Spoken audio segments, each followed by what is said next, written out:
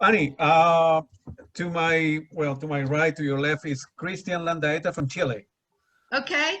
You are so well known in South America. I don't need to tell you that in Argentina. Well, it's a shame because we've been there. Well, I've been there more times than the band has, but um, it's so expensive to go anywhere else. Do you know what I mean? And because we don't work enough, that's the problem. We don't earn enough money so that, and bad management in the past and stuff like that. That kind of thing. Understood. Yeah. Well, we are very lucky that you're here, and as I say, my name is Claudio. We have met a couple of times. I live in Virginia, about 2-3 hours from you. I think you're in Pennsylvania. Is that correct? Sorry? I think you are in Pennsylvania. I am in Pennsylvania, Bucks County. I got you. Right. Yeah. All right. So let me make I want to go ahead and start the recording. Make a sort of formal introduction for the radio. Uh, uh, From the studios in Fairfax City, we are very humble and grateful that Annie Hasland accepted our invitation to All About Music. Annie is an English vocalist, songwriter, and painter. She's best known as the lead singer of a progressive rock band called Renaissance from 1971. From 2002, Annie has also developed a parallel career as a visual artist. Annie, welcome to the show. Thank you very much for inviting me. I wish I was there in person. Well, so what we wanna do, I will ask, we'll do like a round robin. I will ask a couple questions, then Christian will do 2 or 3, and you can ask us questions to us, and so on and so forth. Oh, I see your little dog down there, on the right hand side, right? Can you see it? See her? Oh yeah, in the background. Yeah. Yes. On camera. He's going to be famous too. So this is, Annie, this is a very weird for all of us. And, how this pandemic has affected your creativity and the Renaissance family. Oh, terrible. Terrible. I've had a very bad time with it mentally as well. But yeah, we were going to Brazil. We found out, we were actually rehearsing on the 12th and the 13th of March. We were rehearsing, and I was going to be going out to Rio to do interviews ahead of the tour. And on the second day of rehearsal, my gut feeling, because of what, hearing the news and everything, was you don't go. You might get stuck down there, because you could see it was escalating by the minute, And so we did 1 day's rehearsal and we were fine. But I came home after the rehearsal and I was just could barely sleep. I thought, I've got everybody else's, I'm responsible for everything, for the band and everything. And I thought, and I didn't, as we didn't know, I thought, we can't do it. We can't do it. I know a lot of people are going to be disappointed, but I think that's going to be taken care of, which I don't mean to say it like that, but it was, because it affected Brazil very badly. But yeah, 2 days before I was due to fly out, we got the phone call from our agent saying that the promoter was going to reschedule for August. And even then we thought, don't know about that, and it just got worse, didn't it? But yeah, we were going to Brazil. That's been rescheduled now for next March, so we'll see what happens. And I was going to Portugal with Patrick Moraz. Do you know Patrick? Yes, of course. Who doesn't? Who doesn't know he's a brilliant person, very silly, funny man. I don't know if you know him or you've met him, but he's ridiculous, just like me, really. Very funny. And we were going to be playing in Portugal together, just me and Patrick, and performing songs from Yes and Renaissance and some solo things. And that was cancelled. And I think it's getting bad in Portugal again right now as we speak. But and then we were going to Germany in July. And that was something that we'd been waiting for a long time. We were going to be headlining the Night of the Prague in a place called Lorelei in Germany. And it's on top of a mountain overlooking the Rhine. Wow. And it's the largest prog festival there is in Europe. And we were headlining one of the nights, and we waited for years for it, you know, and just everything. And then I was going to England to receive an award. That didn't happen. And then my Christmas show that I do every year, Yep. couldn't do that either. And so, and I was thinking of maybe this would be my last year. I was going to be retiring only because, you know, it's a lot of responsibility, but of course, with all this happening, that really kind of pushed me even further into the ground, you know. And I think that, but more than anything, and losing the work was the loss of life, and I cried nearly every day. It took me a long time. time. I'm not over it. I don't think we'll ever be over it, you know. And it's still going on. That's the scary thing. Yeah, it's tough. Well, we are happy that we are alive, and I know that a lot of people. What is it like in Chile? How did it affect the country, your country? Not only, yeah, we not only have the pandemic, Annie, we also have what they have called a social outburst. Like people are very polarized here, and some people are not happy about the way they are being treated. When you retire, the money you get when you retire is very, very little. So they've been complaining about many things, but they have become violent. So there's been some destruction, metro stations destroyed, buses destroyed. So it's not something that sounds rational, you know. So on top of that, we had the pandemic, and many people, well, you know, it happens everywhere, losing their jobs. Yeah. So it's really terrible. And we have a sort of election now here, like people are going to vote if they want a new constitution. And we are living that type of moment, like it's very critical on top of the pandemic situation. So it's, you know, double date. That's interesting because that's happening here, isn't it? Yeah, too. Yeah. It has to, yeah. And it's happening. I know that I was speaking to somebody in England this morning, and the thing in England, you know, with Brexit is such a mess.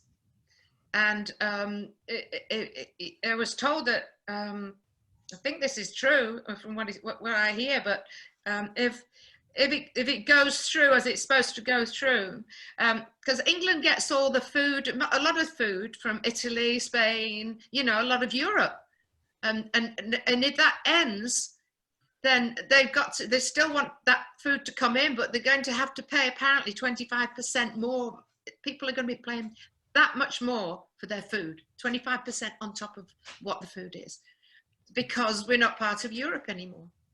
So it's a mess, And the pandemic there is getting very bad right now. My sister-in-law's over there too, and nobody knows what to believe, the same as over here, you know. It's like, who do you believe? And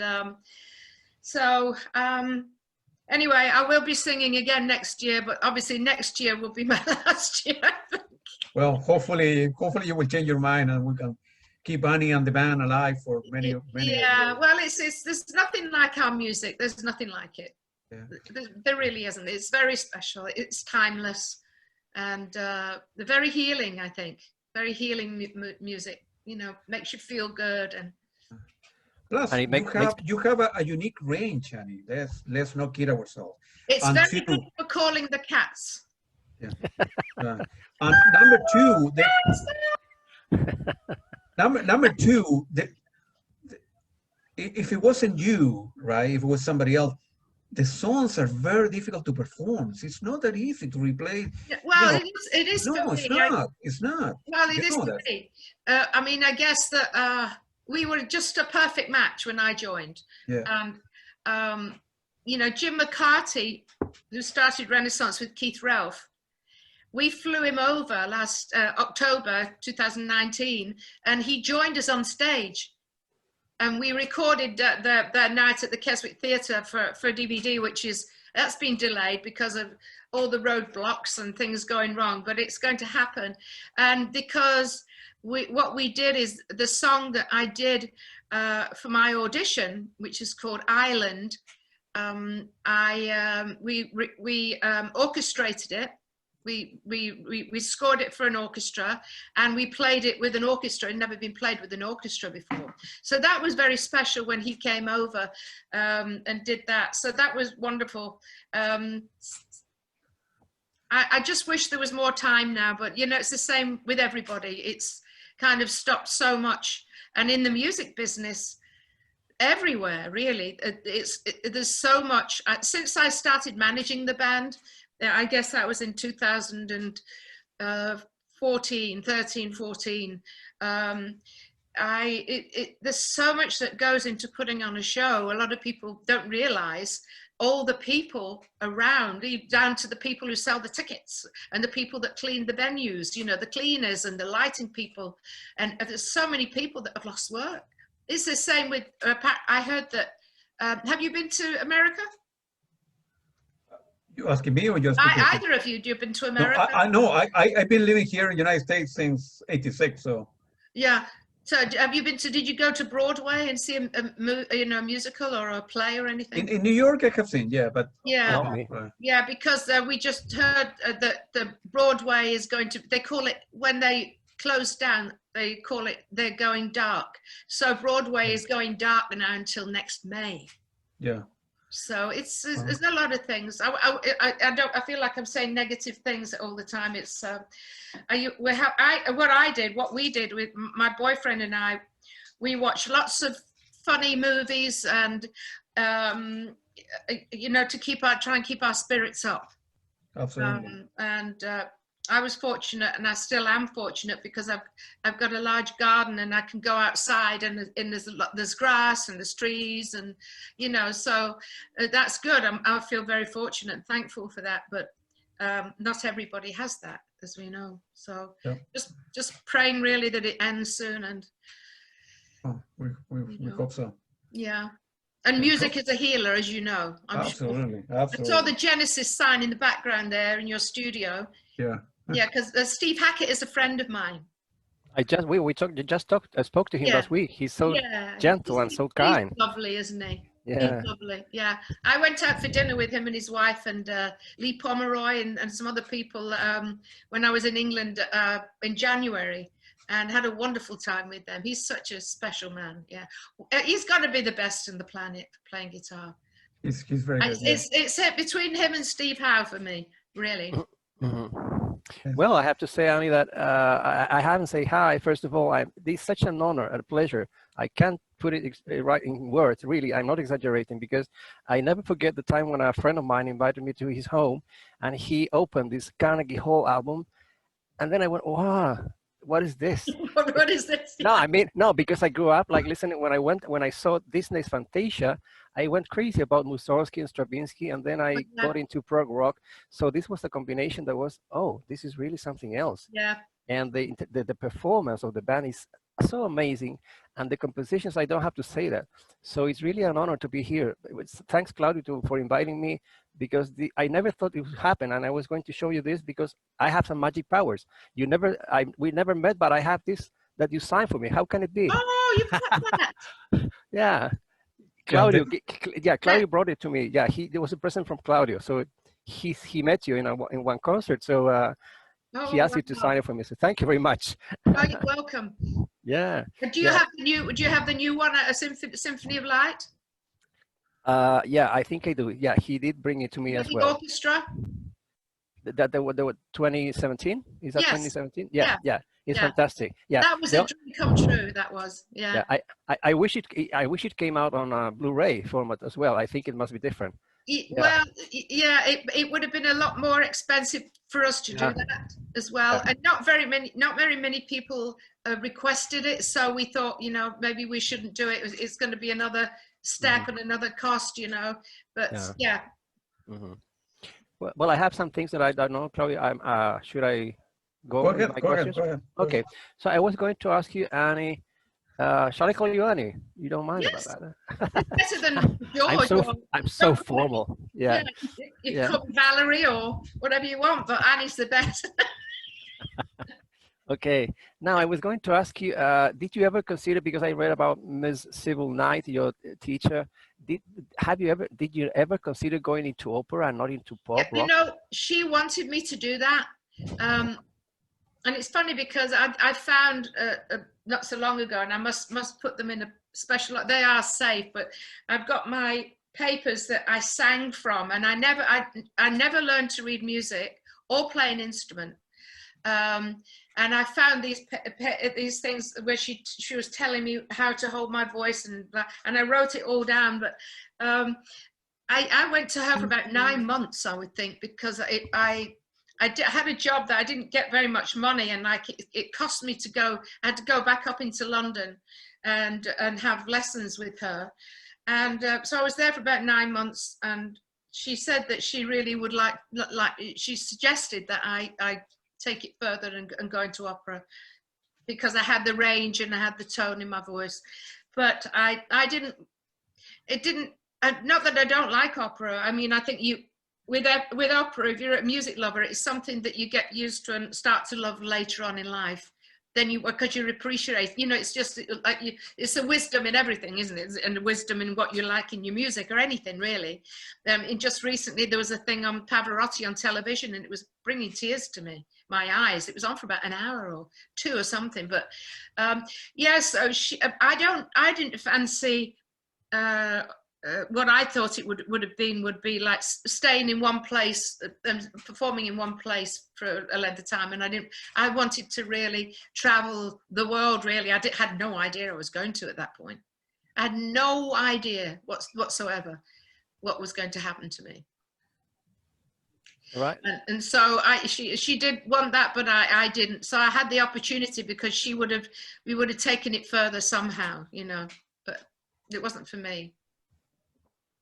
I see. Now, do you see any difference between the so-called symphonic rock and progressive rock? Because people are eternally, you know, arguing about it. No, for me, a progressive rock is more male. Oh. It's heavier, and it's more male. The lyrics are more male. You know, I mean, you can't hear a guy singing Mother Russia, can you? You know. Yeah. So that's and we didn't. It wasn't for about when was it? About 3 years ago. I said to Mickey, I said, we got to stop people calling us a progressive band, because we're not. You know, we did. We were invited to be on Cruise to the Edge, which was a fantastic experience. You know about the Cruise to the Edge? Yeah, yeah. And that was that one was the Yes cruise, and it was fabulous. It was great, but the better one for us to be on, and we got invited on there like 2 years later, was the Moody Blues cruise, and it fitted the band better. It was just didn't have that hard edge to it. Do you know what I mean? That it was less hard rocky, not hard rock, but you know what I mean. And so I said to Mick, I said, I think we're going to call ourselves a symphonic rock band. You know, just because it makes sense. That's what we are, really. We were one of the first bands, along with Procol Harum, really, you know, to put a band, you know, with an orchestra. It makes sense, really, to call us that. Mm-hmm. Now, do you remember when you did the Supper's Ready tribute to Genesis on Magna Carta Records? I do. Yeah, I don't know if you chose or you were asked to do Ripples. I was asked to sing Ripples. Oh my God, yeah. Yeah, it's a fantastic version, really. I even had, you know, I don't know if you know, but I've had the chance to work on radio for a long, long time. Now I teach English. I make a living by teaching English. That's what I studied. Oh. But yeah, I worked for several years on radio and progressive stations, and then I airplayed a lot, all your records. So Ripples, this version was one of the things that I used to play. So I think it's really fantastic. How did it come about? Yeah, it is. It's one of the best. I think I've got certain recordings that I think my voice just, and I don't have to sing high all the time. You know, I love it when a voice soars but then can go down as well. You know, because I think that's. I mean, well, I shouldn't say this though, and I don't mean it to be judgmental, but you know, John Anderson's voice is perfect in Yes, because that's what made them, and it was a vehicle for his voice, and perfect. But for me, I mean, I love the band, but it was not enough for me. His voice, it was not enough. And when they were looking for a singer, when John went into a coma, I think, didn't he? And he wasn't very well at all. But anyway, he when he left, I was put forward for the part, you know, and that I think I could have done it, and it would have been different, but I could have easily done it. But I'm glad I didn't, because everything would have changed, you know what I mean? And I wouldn't change anything now, even though it's a bit of a struggle, you know. But I'm very proud of the music, you know, our music. There's nothing like it. So it's like, yes, there's nothing like it. I mean, there's so many bands you hear, can you listen to this and tell me what you think of it? And it sounds just like Yes. And you don't want to say, it sounds just like Yes. But I mean, it's a form of flattery, of course, when people want to, you know, emulate your music. But the idea is, if you want to be successful, then you have to create something new. But I think people love music so much, they do what they want to do anyway. Claudia, you want to go on? I always tell any young musicians, make sure you've got a proper job. That's right. I agree. Yeah, I agree with you. It's funny that you mentioned Steve Hackett, because we spoke to him about 10 days ago, and this weekend we are going to be calling another Genesis member. I don't know if you know him, Anthony Phillips. Oh yes, yeah. Anthony I've never met him, but I know him, of course. Yeah, it was before Steve Hackett joined the band. Yes. We are very lucky that with the pandemic, a lot of people are home, so we are being. Oh, it's a good time. Yeah. He's a very good guy. Right? Did you speak to Patrick yet? Patrick Moraz? No, but will be great if you can put us in touch. I'll absolutely try and do that. Yeah, absolutely. Yeah. Yeah. And as a matter of fact, I have seen you I saw you in 2019. I saw you in 2018 as well, in 2016. I sent Billy some pictures that I took from the 2018 show when you signed them for me. So yeah, he sent me, I couldn't open them. I got them just before we started this, and I got the email, and they were on Google or something, and I will share with you later. Yeah. And let me take you back to 1971. Why you decided to join the band at the time in 71? What was the event in your life? Yeah. What was the event in your life? Well, I started singing, gosh, I would say 1969. Yeah. My brother was managed by Brian Epstein, the Beatles manager. The Beatles manager. Yeah. Did you know that? Yeah. Yeah, of course. Yeah. His voice is magnificent. Have you heard that somewhere out there? You can hear it on YouTube. I'll send it to you. I'll send you an MP3 of it, and you can share it. Okay, thank you. But yeah, his voice was a cross between Elvis and Roy Orbison. Wow. Oh, there's nothing like it. Every time I play this song, we did this song when I was recovering from breast cancer, and I went to England, and we were in his living room, and I was so bored, and it was raining crazy, and I said, can we record something or whatever? And he said, well, I've got my bass amp, and I've got the microphone I gave him. And he said, we could record onto a video, blank video. And I thought, oh, I never heard of that. And this was in 1994, 94, yeah. And so he had some karaoke tapes, and he put this karaoke tape on of Somewhere Out There, which is from The American Tale. Do you know that song? Somewhere out there beneath the movie. I know the movie. Yeah. Yeah. Oh, yeah. And we sang it together. Oh gosh, it was fantastic.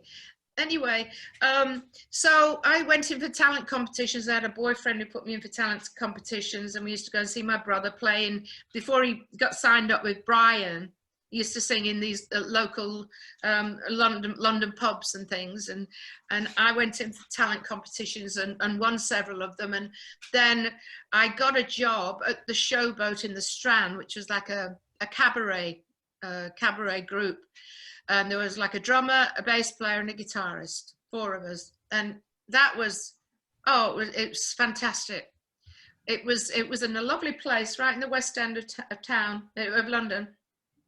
And we performed when the people were eating dinner. And then they had a cabaret show, but really, really, really fabulous. people, and they had dancers and everything, and everybody was really friendly. And then we performed for people to dance to as well after that. So it was kind of an odd introduction. My father told me, or somebody told me, that my father and mother came up from London to see me there, and they lived in Cornwall, and they came up and they were watching the show. And apparently when we were on, my father turned round to somebody on the next table and said, "That's my daughter up there. She's better than Barbara Streisand, you know." Wow. I agree with that. So the great memories there. But anyway, the guitarist in that group, called the Gentle People, he said one day, he said, "Annie," he said, "I've just found this advert in the Melody Maker. And he said, you're wasted here. You should be doing something else. You shouldn't, you know, this is not where you should be." And it was an advert for a girl singer wanted for an internationally known pop group. And I thought I'll try it. And it was like, I went for the audition. I called up to see who it was, and they said Renaissance, and I'd never heard of them because I hadn't.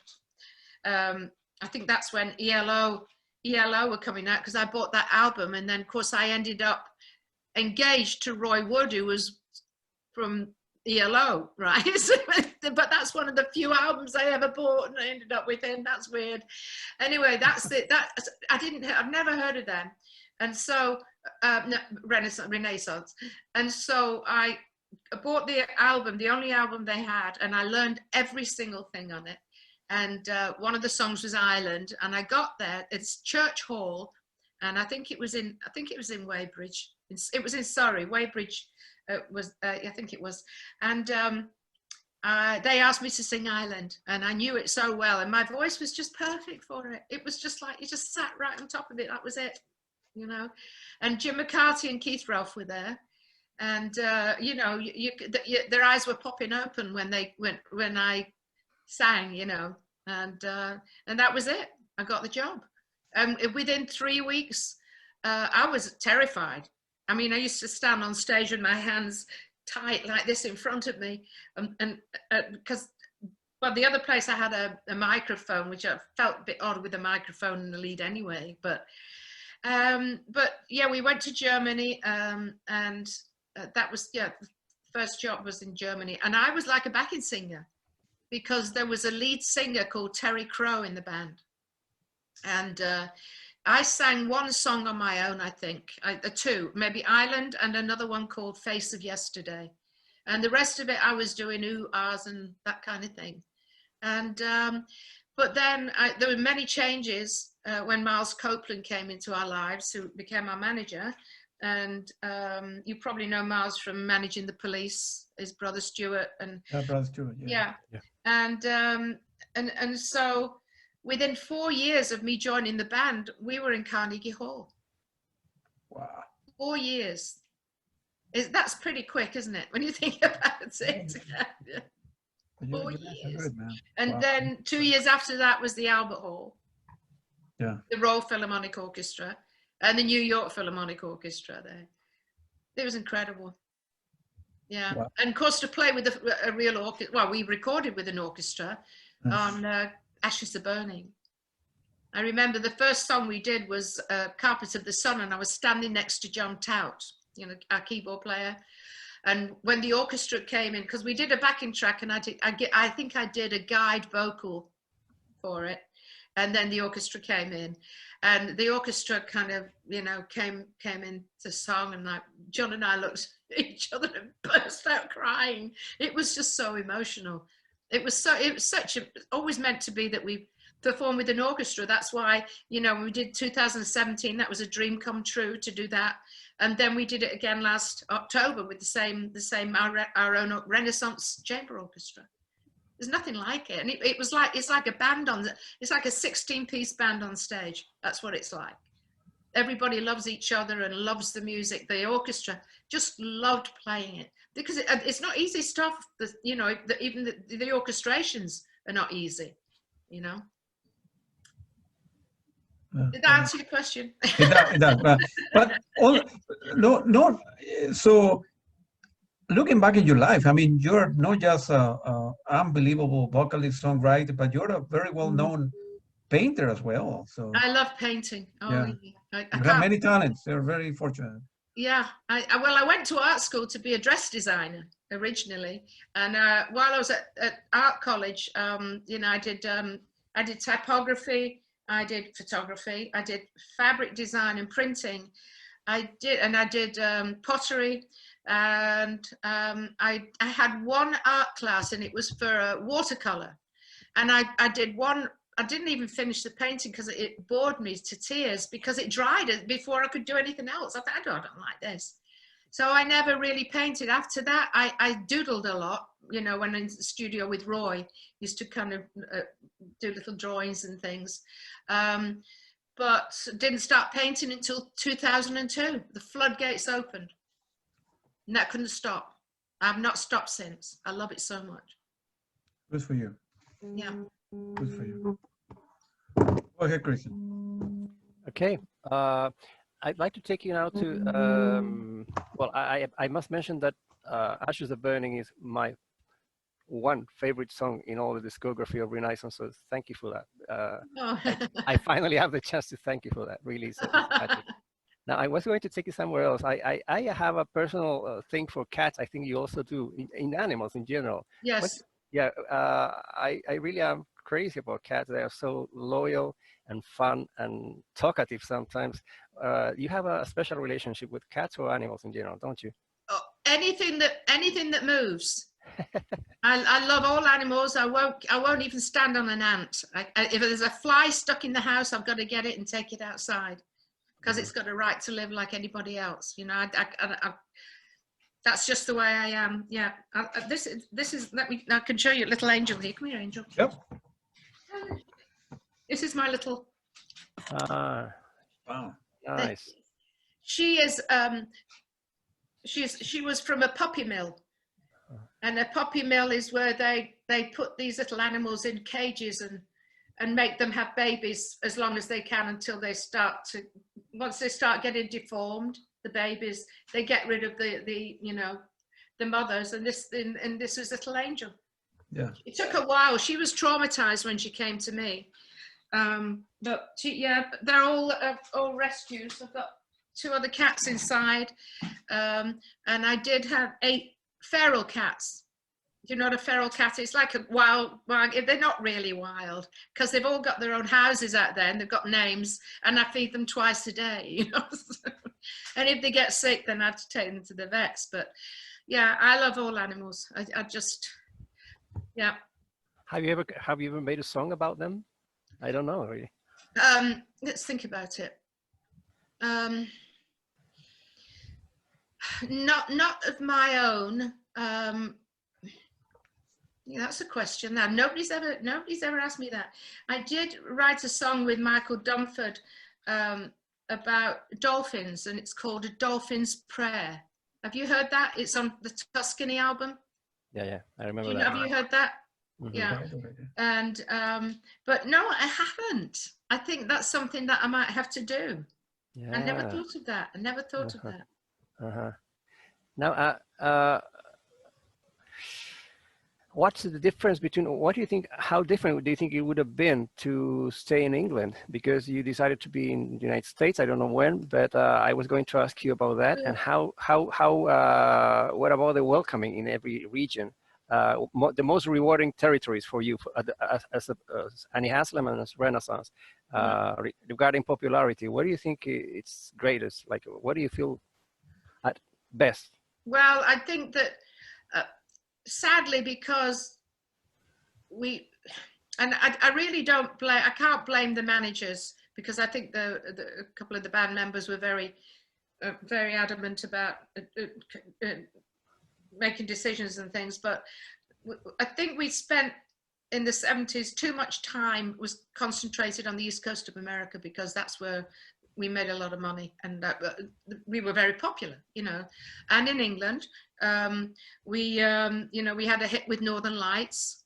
So, but yeah, I mean, if we'd have stayed in England and we hadn't broken up, you know, we'd still be working now, I'm sure, because prog music is, and all over Europe. We have actually been to Europe with this band, with the new band, which was fantastic. But we went to Israel, we went to Portugal, we went to Germany, Belgium, and Japan 2018 again. And we went to South Korea, and Brazil, of course, and Argentina. But it wasn't constant. It wasn't planned out properly. It wasn't. I'm glad it's difficult because just thinking just about the personalities and things, I think it would have broken up anyway. Just because when you get older, you grow in different ways. I never thought I was going to be a solo artist, and it's not like, oh, I'm going to leave the band and become, you know, when I did Annie in Wonderland, I remember John Tout wasn't well for a few months, so I took the time then with Roy, it was my fiance at the time, Roy Wood. Sire Records said, do you want to do a solo album? And that's when we did that, you know. But I would say, you know, America and England are our biggest markets, and Brazil, but they could, I think we could have been as big as Yes and Genesis if we had the right guidance or kept our own mouths shut and just let somebody guide us. But I wouldn't be here now talking to you, and I might not even be painting. That might never have come to me because I'd be doing something else. So I'm fine where I am. It's, you know, we've been doing a couple of tours a year, which is, of course, is not really enough to survive on, really. But it is what it is. That's why this year was like such an exciting year coming up, and then we had been asked to do the Cruise to the Edge again next year. Now that's not happening until 2022, but we probably won't do it because the people who do it who were supposed to be on this one this year. So I will see what happens. You know, my John Wetton was a very close friend of mine, and I know Jeff Downs well, of course, and the guys. And in the summer, I asked Jeff if he was would be interested in writing a song for John. And I'm recording Jeff is in England, so he's done all the backing tracks, and we've already, I'm going to be recording it on Thursday, actually. It's called Stars in Heaven. It's gorgeous, it's lovely. And so that's something that I'm going to do. I mean, it's not the same as it's nothing like what I thought I'd be doing this year, you know, but I'm excited about it. So I'm kind of opening my mind to, you know, I know a lot of people are doing these Zoom, you know, Zoom shows and things, but I don't really want to stand in my den and sing Mother Russia. It wouldn't do it justice, you know. And I mean, the band is at its best when it's got the atmosphere and the lights and the audience, the live audience, you know, and then the music is just goes out there. But to do it in the den, you know, with Angel going, you know, something like that. So no, we're not doing that. If that was one of your questions, that would become a rare version, a sought after version. A rare version. Did I answer the question okay? Yeah, totally. Yeah. Yes. Well, I was going to ask you also, Annie, about the Nevada years. Is that so? That why did the band not go on? Nevada was so beautiful songs. Yeah, they were lovely. Yeah, I think, well, we didn't, I don't think we really thought that we'd take it on the road. I think we just did it in between times because we weren't working. Like, let's do something different. And we met, you know, Mickey introduced me to Peter Gosling, and Peter's pretty well known in the television world in England. He's done a lot of music for children's shows and you know, that were very, very popular. And now his son Jake is a very well known record producer. And what's the guy with the red hair? The solo artist. Ben, no, oh gosh, what's he called? I can see him now, but Jake Gosling is his son, very famous right now, and doing very well as a record producer. But yeah, it was so much fun doing those songs, and we bring in like different friends to do different voiceovers and things. And oh, it was wonderful. It was a good time, but it was never really meant to take off as a. I can see a cat there washing itself. Right behind you, your cat. Ah, that's Peta, my cat. Pepper. It's a lovely cat. Peta, P-E-T-A, Peta. Oh, okay. Yeah, so yeah, we did. Yeah, there was some good songs there actually. I like Pictures in the Fire. Yeah, good one. Yeah, yeah. Mm-hmm. Now, I'm going to give you a name. Maybe you can tell us a little bit about your experience working with him, Tony Visconti. Yes.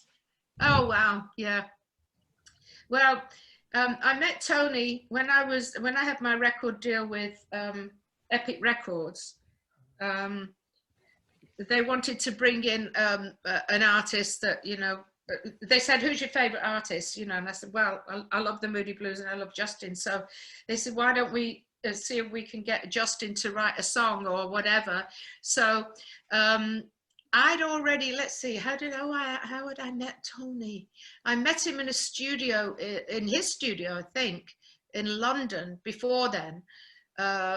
Briefly, but anyway, I got through to him. I called him up and I said, do you remember me, Annie Haslam? He said, oh yes. And anyway, he introduced me to Justin. He said, I'll find out for you, you know. And then he got the song The Angels Cry. You heard that song? Yeah. Yeah.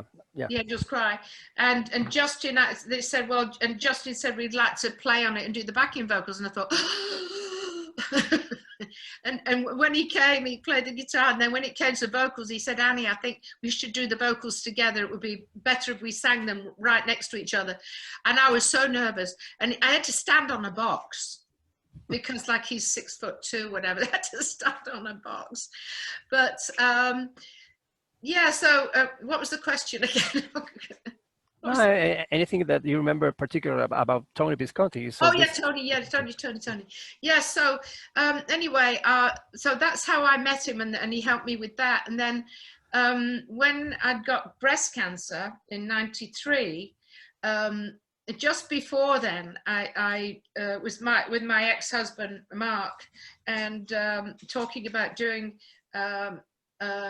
a solo album, and he said he and his brothers had put the money up for it, and so I thought, wow, and so that was just before I got breast cancer. That's right, and so I thought, well, I'm going to start writing some poems, because that's how Betty Thatcher used to do her work. They just poured out like water. And when she did it, and that's how my paintings come out, funnily enough. So I know how she feels now about how she wrote. But I wrote some words, and they kind of came so easily. And so what I did is I contacted Tony, and I said, Tony, I don't know whether you'd be interested. He said, oh my gosh, yes, I'd love to do it. And he said he'd produce it, and he'd write the music for it, and I'd do the lyrics. And that's how Blessing in Disguise came. And but then soon after that, when we started the demos, but then I went to the doctors because I found a lump and found out I had breast cancer. And so I couldn't do anything for a little bit again, but when the time came when I was losing my hair from the chemo, I mean, we'd stay in touch. I carried on. I'd have my chemotherapy in Philadelphia and then drive up to New York the next day and work with Tony. And as soon as I started singing all the horrible feelings of that, you know, all that stuff you have to have in your body, it helped me get better. Absolutely. And I think that the song Blessing in Disguise, I wrote that poem before I got breast cancer. And I think that that's what it's about. And I didn't realize until I recorded it I thought, you know, I think I knew that's what it was before I even had it. So he's a great friend. Yeah, I did some work with him last 2019. I was asked to join the Strawbs at their 50th anniversary weekend, and I was asked, Dave Cousins wanted me to sing 2 songs with an orchestra. One of them was Reaching Out from my album, from the one I was on, Intergalactic Touring Band. Have you heard that song? Yeah. That's another of my favorite songs that I've ever sung. And so, and it was a 34-piece orchestra, so he wanted me to do that on my own. But actually, he wanted to sing vocals with me, and I thought, oh God, no, oh gosh, no, that's going to be very difficult. But he said he wanted to do it. And when we had the sound check the day of the show, he said, Annie, I don't think I'm going to be able to do it. And I thought, so it was great. It was just me. And then Tony, the song Who Knows Where the Time Goes, he actually orchestrated that.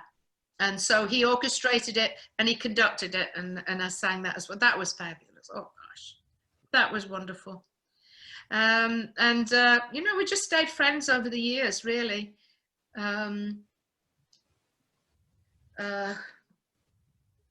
He knows my voice very well, and yeah, it was really a wonderful experience. Yeah, I've worked with some wonderful people, unusual people, good people. Annie, you mentioned before that you guys are going to be finishing a DVD. That's going to be with the orchestra, or? Yeah, we did the show. We did 10 shows last October. Yeah. Where are we? 20? Yeah, last October. Yeah, 2020. Yeah, and so we were hoping to have it finished and mixed and everything, and we were supposed to put it out. Oh gosh, June, July. Couldn't even work on it. I was a mess. Couldn't do it. It was not possible. It's only now that I'm kind of getting that together and feeling strong. You know, my voice is strong even while I'm speaking. You know, I was very weak. But yeah, that's good. We did it with our orchestra, and it's 50th anniversary, and we orchestrated Day of the Dreamer and Midas Man. We orchestrated Ashes Are Burning, and Ocean Gypsy. Oh God, it was a fabulous tour. We did five of the shows were with the orchestra. The orchestra, yeah. It was wonderful. So that's going to be great. And then you guys are planning to go to Brazil next year, you say? March, yeah. And then what about Chile? Going south to Chile after that? Well, you're so well known in Chile, Argentina, Brazil. I know you can do 20 shows, 30 shows just in South America, in those 3 countries. Sold out shows. People. Well, what we need is a really good promoter to take us, you know, to take us down there. Yeah.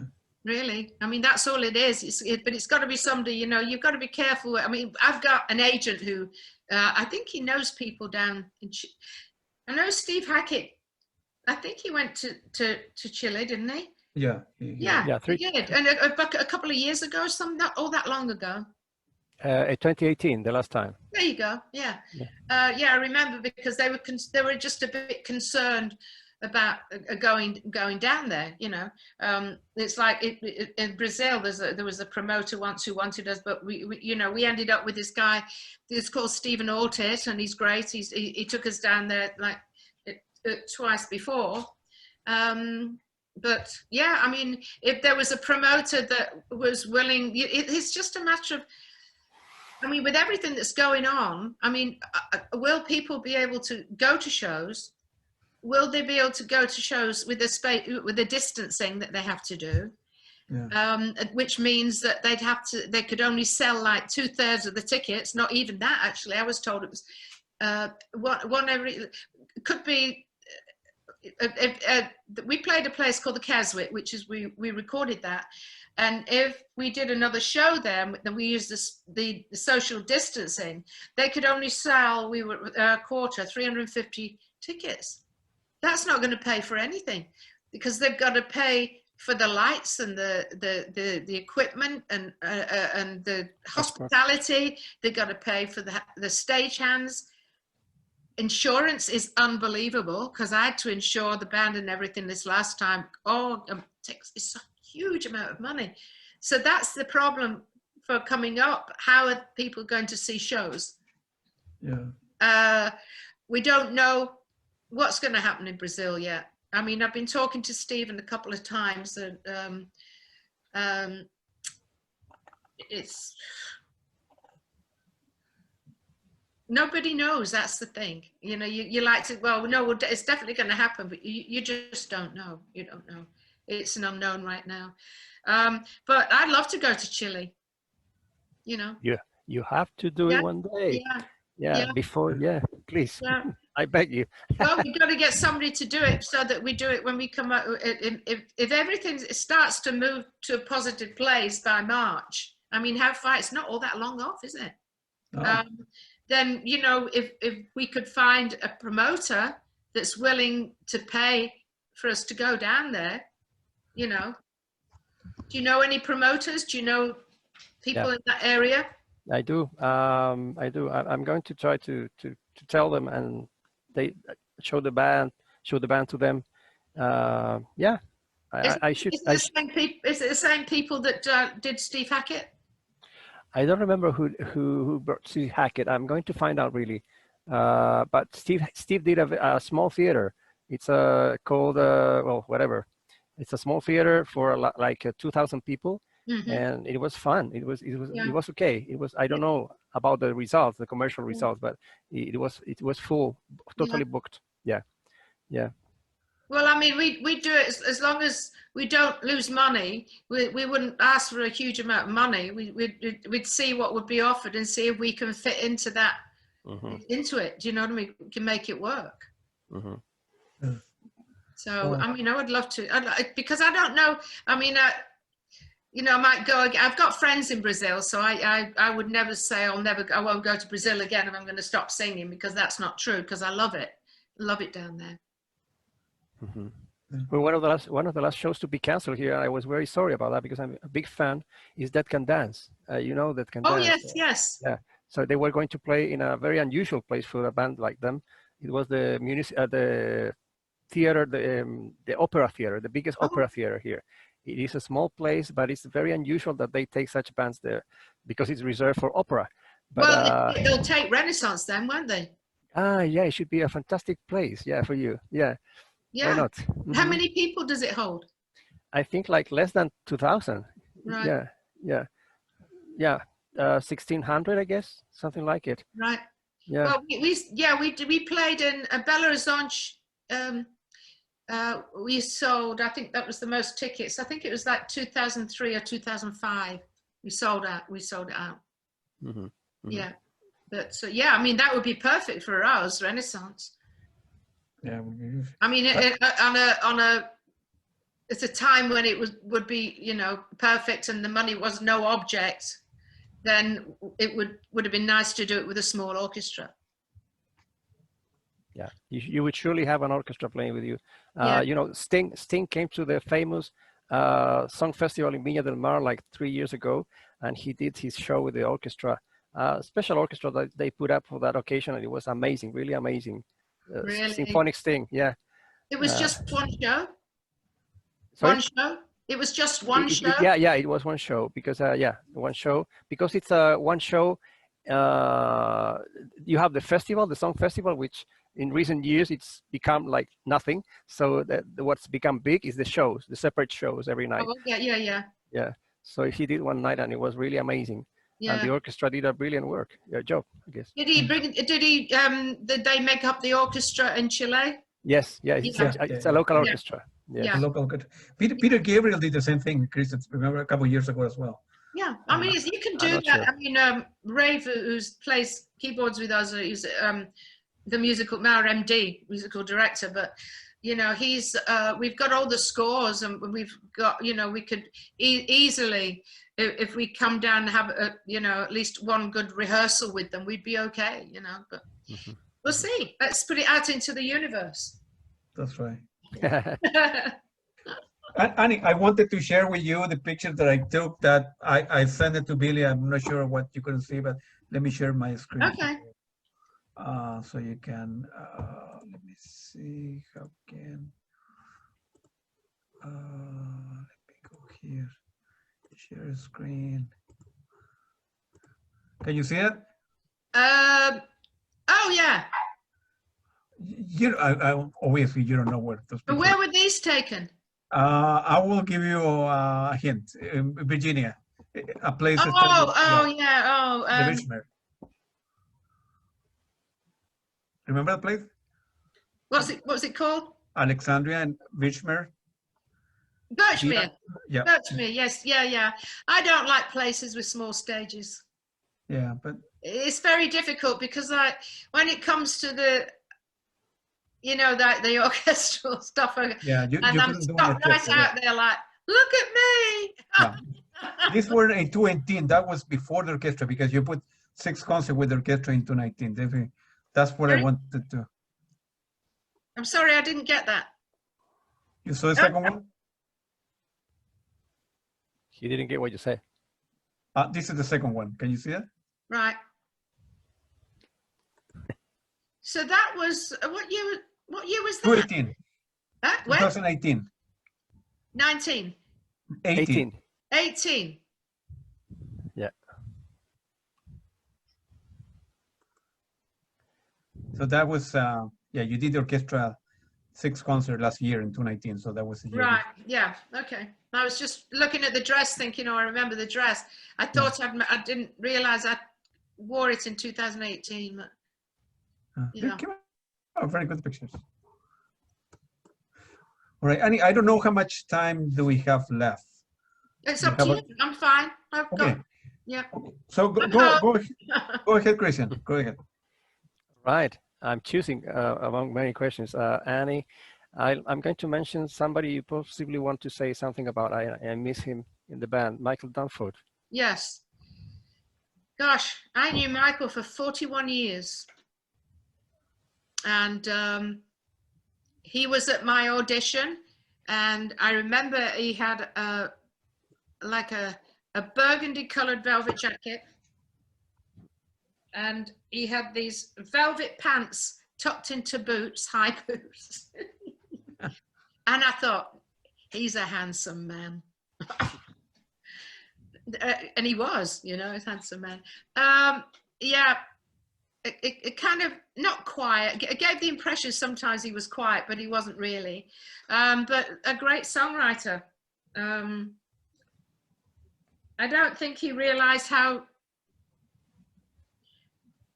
great he was, to be honest. I don't mean that, it sounds a bit weird, but you know, the music is so special.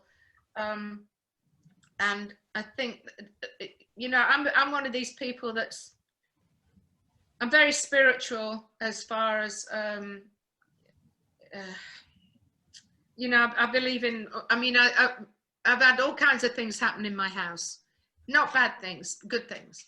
But I'm not constantly looking for things, but I'm open to things, good things.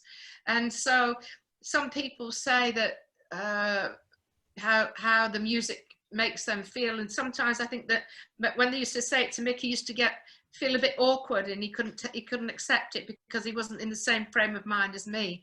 And so he didn't realize how deep it went, the music. You know, he thought the songs were great and everything, but beyond that, I go a lot deeper into that. And since being on my own, you know, as the leader of the band, I have always felt that it's very important that when you go to a show, any kind of show really, you want to come away feeling really good and not depressed, or your ears are all burnt up from the volume, or, you know, or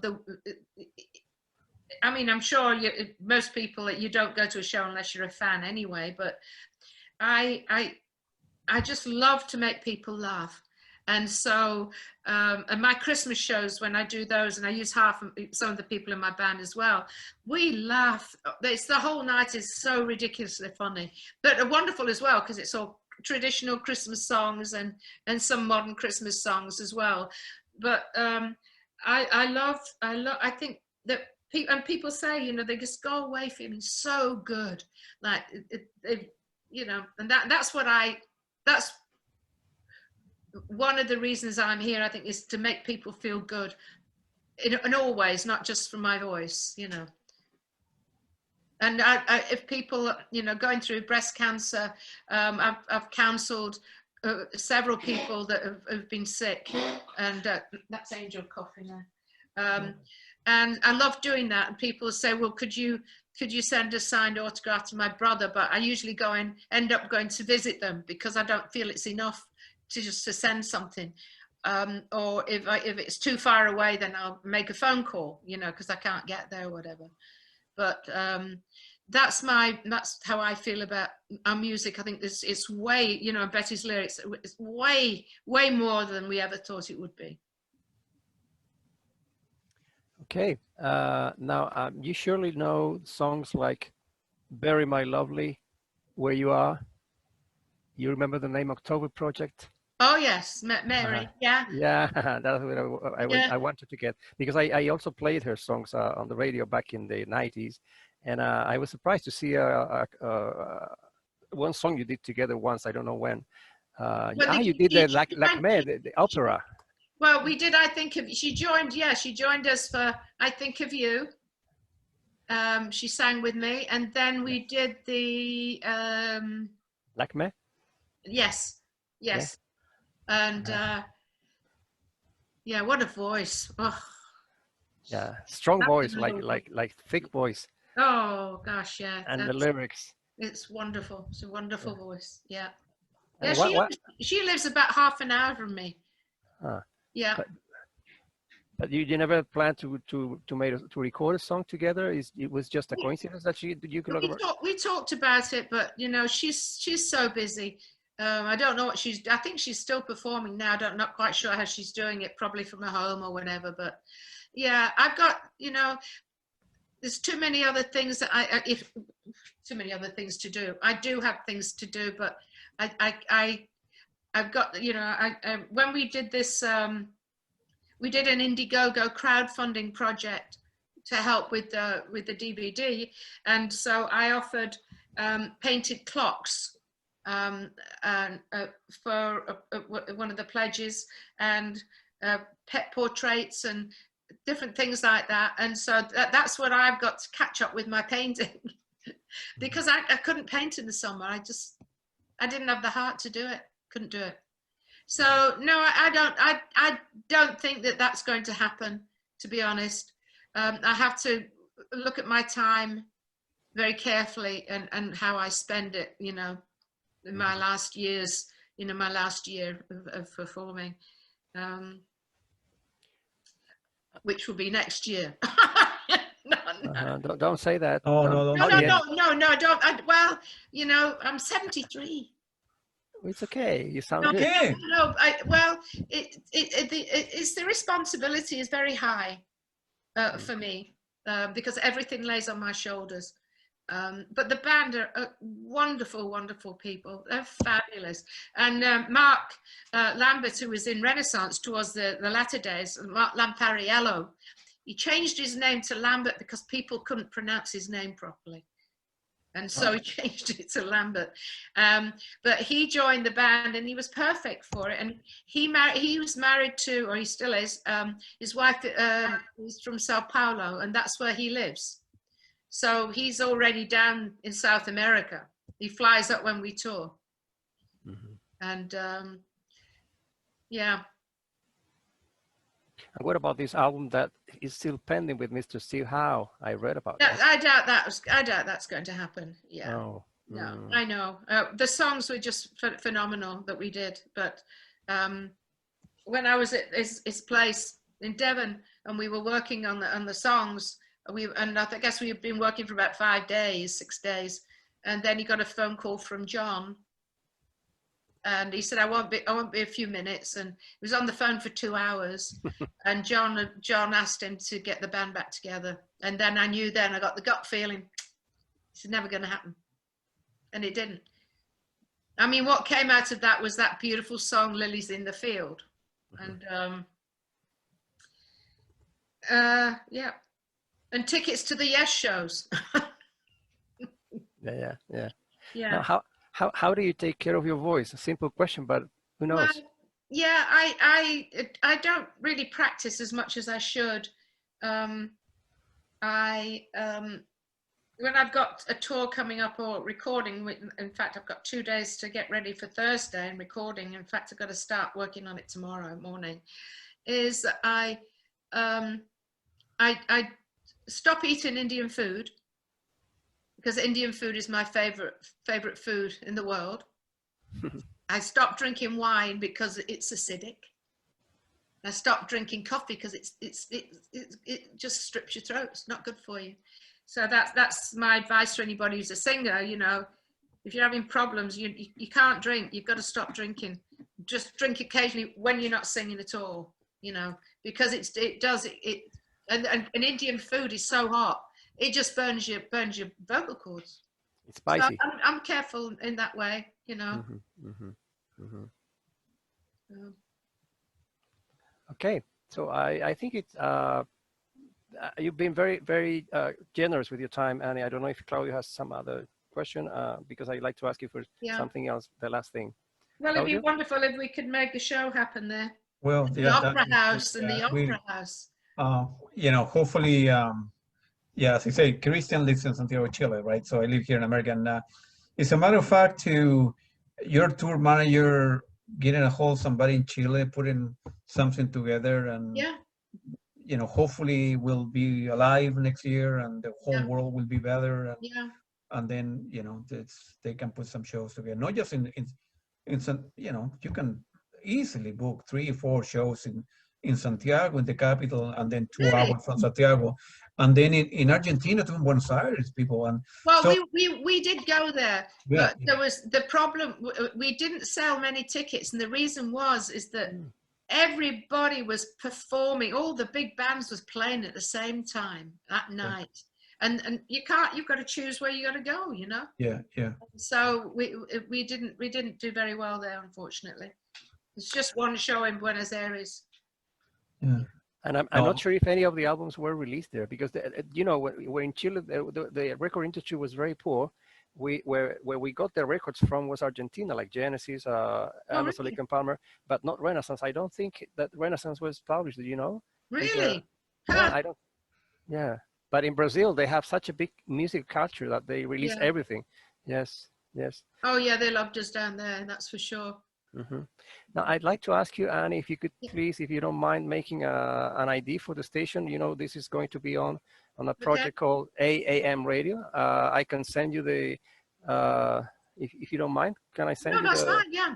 Okay, I just sent it on the chat. It's like if you could do a radio ID for, this is going to be probably on my show. We have several shows, but mine is about, you know, rock and all that. And the name of the show is The Time Machine, in Spanish, La Máquina del Tiempo. But if you could invite the audience to listen to the music, your music and Renaissance in this show, like just for any day, you greet the audience and you invite the people to invite the music in the show. Is that possible? You want me to do that now? Yeah. Could it be? I've got to write it. I'll have to write it down. But can you see it? It's on the chat. Sorry. Oh, I click on it. Yeah, it's there. Yeah. Oh, okay. All right. Okay. The name of the station is AAM Radio. It's all about music. Yeah. Okay. All right. So something like, hello, this is Annie Haslam from Renaissance, and please listen to radio. Please listen to The Time Machine on AAM Radio. It's all about music, and you'll hear Renaissance and me on there. Something like that. Not me. Yeah, beautiful. Well, I'm stupid. Go ahead. Okay. All right then. Shall I start? Sure. Yeah. Hello. He's gone. He's gone. He's fallen over. Ah. No. I want somebody to say hello. Just Hey. hello. Oh, black cat. Yeah. Meow, meow, meow. Yeah. Hello, this is Annie Haslam from Renaissance, and I'm here for the Time Machine show on AAM Radio. It's all about music. Fantastic. Can we do a second tape? Because the first part of the first version sounded weird. Some problem with connectivity. Okay. Please.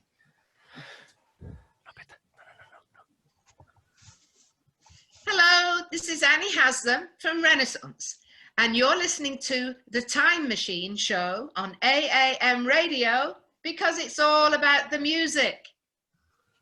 Good. Thank you very much. Beautiful. Is that good enough, do you think? Oh, Yeah. very good. Yes. Mm-hmm. Very good. All right. You're not convinced? Yeah. Why don't you do the last one, a short one, just inviting to listen to your music, not for the show, just anytime. Okay. All right. Yeah. Hello, this is Annie Haslam and Renaissance, and I'm in. Okay, take two. No, it's okay. Hello, this is Annie Haslam from Renaissance. Please come and listen to our music. Say. Okay. Hello, this is Annie Haslam from Renaissance. Please listen to our music on Radio AAM. No. Good. Yeah, it's good. Hello, this is Annie Haslam of Renaissance. Please listen to our music. You will love it on AAM Radio. Good. Excellent. Excellent. Well done. Yeah. Thank you very much. Okay. Yeah. So anyway, yeah, if you want to, if you find anybody interested, Yeah. all you have to do, I mean, obviously things like that take a long time to plan anyway, but is to show them the DVD from 2017 and see if we can get in the Opera House. That would be amazing. No. That would be unbelievable. Yes. But they can see that, then they can see that what we can do with only 10 classical musicians. Yeah, the scope You know? scope of the Yeah. yeah, sure. Mhm. Well, thank you very much on my part, Annie. You've been absolutely generous, amazing. Again, this is an incredible time for me because, as you know, Claudio has had the luck of seeing the band a couple of times. I was invited to go in 2009, but I couldn't because of my job. I work as a teacher, an English teacher. Oh, I have this lovely cat that I have to take care of, and I live alone. yeah. So I couldn't come into the United States. But then he's been so kind that he's all the time bringing me these nice souvenirs of the shows. So I hope one day we can meet and laugh a little bit more. It's been a great time. So thank you very much for the time. Yeah, Well, thank you. That's wonderful. Thank you so much. And Yeah, that was been, yeah, and if you can, I can email Billy to see if you can somehow put us in touch with Patrick Moraz. We would love to invite you. yeah, well, I can.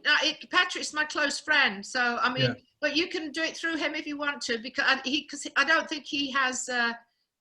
I don't think he has Patrick's information, but you can ask him. Yeah, I can ask him. And then he can Ask him, directly and meet then me. yeah, because it's the right thing to do, I guess. And if not, then I can speak to Patrick also. Right, yeah. that would be great. Yeah. So let me close out this interview by saying there was an interview with Annie Haslam, and thank you very much for your time again. We would love to see you soon. Stay healthy, and we would like to see you next year, the year after, the year after, the year after, and so forth. You're in good shape, the band is great, yeah, and- I'm going to say some prayers tonight. We want to go to Chile. I want to go to Chile, Yeah. but I want to sing in Chile. That's what I want to do. Absolutely. Okay, then. Bye-bye. Okay, Thank you very much. Appreciate it. Thank you. Appreciate it. Thank you. Everybody stay safe. Okay, you too. Thank you very much. Okay. Dave, All yeah. right. Bye-bye. Thank you very much. Bye-bye. Okay. Bye-bye. Bye.